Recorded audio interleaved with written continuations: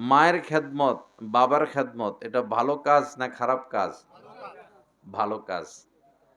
মায়ের খেদমত যদি কেউ করে, বাবার খেদমত করে, মাকে কষ্ট দেয় না, বাবাকে কষ্ট দেয় না, মাকে খুশি রাখে, বাবাকে খুশি রাখে, দুনিয়াতেও সে বরকত পাবে, আখেরাতে নাজাত পাবে। দুনিয়াতে বরকত পাবে, আখেরাতে নাজাত পাবে। নবীজি বলেছেন, নবীজির নিকট জানতে চাওয়া হয়েছে, জানতে চাইছেন মা বাবার হক।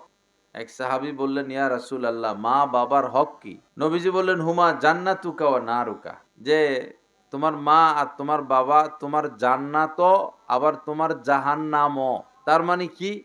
মা বাবাকে খুশি রাখতে পারলে, তাদের খেদমত করলে তুমি জান্নাতে যাইবা।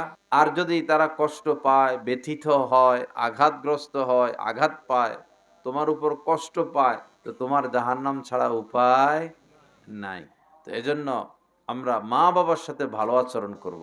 কি বলেন ইনশাআল্লাহ?